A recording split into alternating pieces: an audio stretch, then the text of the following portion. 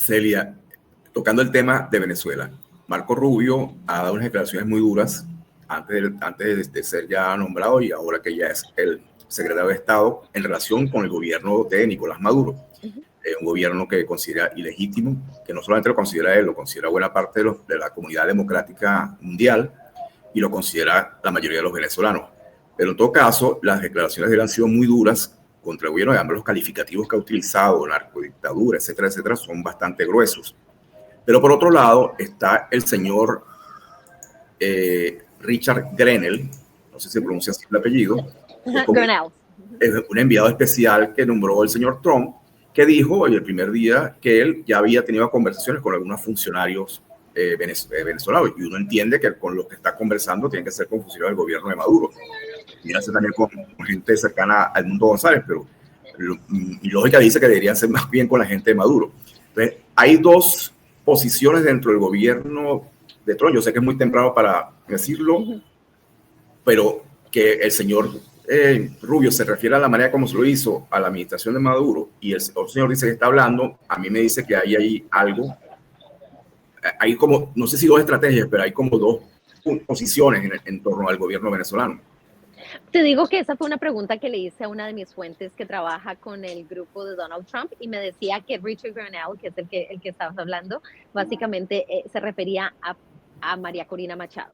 Y que se estaba refiriendo era a la oposición venezolana, porque esa fue exactamente la misma duda que tú tienes, la tenía yo, porque él dijo funcionarios y en la lógica actual, obviamente, el que está en el poder, quiérase o no, o se reconozca o no, el que tiene el poder en Venezuela hoy es Nicolás Maduro y son sus elementos de seguridad y son sus ministros y es el funcionarios. Ahora, lo que me explicaba esta fuente es que ellos reconocen, obviamente lo sabemos, ellos reconocen a Edmundo González, la Casa Blanca ya lo reconoce, el Marco Rubio habló con él justo el día de ayer y María Corina Machado en una llamada virtual que tuvieron ahora como secretario de Estado. Esta sería una estrategia que estaría manejando este enviado especial para Venezuela. Habría empezado estas conexiones con los funcionarios, en este caso estaría hablando, según lo que me explicaba esta fuente, de la oposición venezolana, de María Corina Machado y de Edmundo González.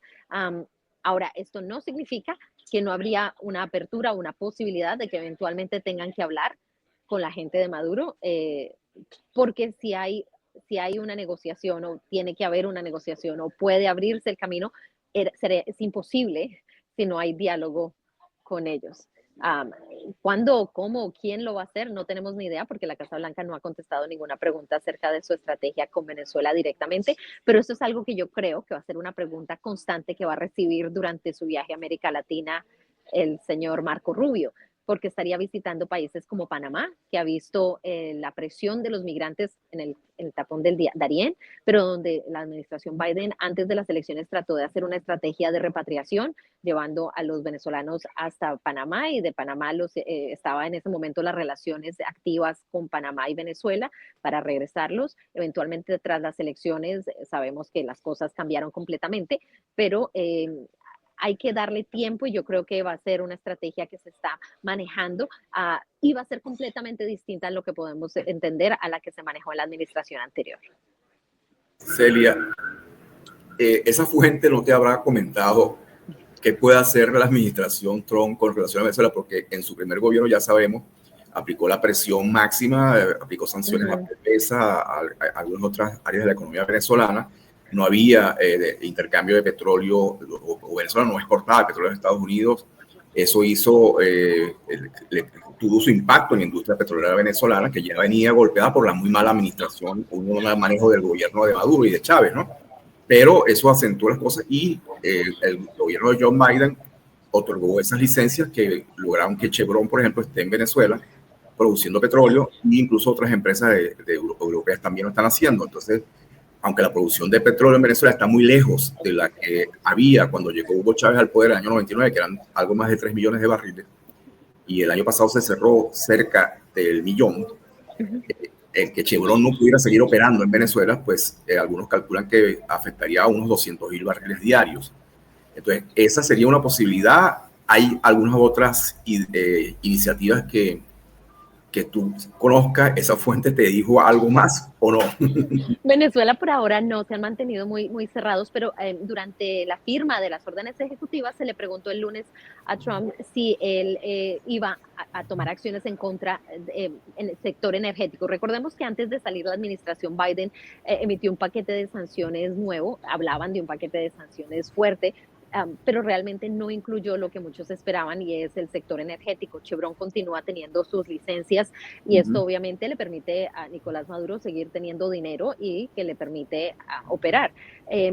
Joe Biden de hecho dio una respuesta particular antes de irse del por qué no habían puesto sanciones a Chevron y él dijo porque yo no tenía la seguridad de que si le hacíamos estas sanciones ellos no iban a encontrar un reemplazo por parte de otros proveedores, incluido Irán, para poder hacer un cambio y reemplazar esto, entonces no sabía el impacto y no tengo suficiente tiempo en la Casa Blanca para poder tomar esa determinación.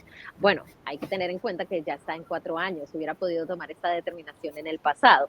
Sin embargo, esa fue la explicación de Joe Biden en la salida. Pero lo que pudimos escuchar de Trump dijo, no necesitamos el petróleo de Venezuela. Esa fue la declaración textual que dio, no necesitamos el petróleo de Venezuela. Ahora, hay que tener en cuenta, y esto lo podemos ver, es que Venezuela no es el petróleo de Venezuela entra por medio de Chevron, pero Chevron es una filial que opera desde los Estados Unidos. Entonces hay muchos detalles ahí que son particulares. Obviamente él está entrando, veremos qué sucede, pero hasta donde tenemos entendido, según él lo dijo, no necesitamos el petróleo de Venezuela. No sé si eso implique la posibilidad, eventualmente, como tú lo dices, de que haya un retiro de las licencias o no, y eso lo tendremos que ver porque hay excepciones. Aquellas personas que nos siguen mucho Venezuela es confuso en ocasiones porque hay licencias que se han renovado, hay otras que se han quitado, hay algunas sanciones a individuos, hay visas que han sido sancionadas. Sabemos que a Nicolás Maduro se le subió la recompensa a $25 millones, que es lo más grande que puede hacer, y les colocaron esto no solo a él, sino también se lo agregaron al señor padrino para que fuera parte de esto. Entonces estamos viendo de que eso se puso en la administración anterior. Esta administración, ¿cómo lo va a manejar? Son preguntas que todavía estamos pendientes de cómo las manejan, y el personaje que mencionaba el señor Grenell va a ser la clave de Venezuela definitivamente. Si queremos saber si en su momento Elliot Abrams era la persona que estaba encargada del tema Venezuela durante la primera administración, el señor Grenell va a ser el que está encargado en tema Venezuela particularmente. Por encima de Marco Rubio.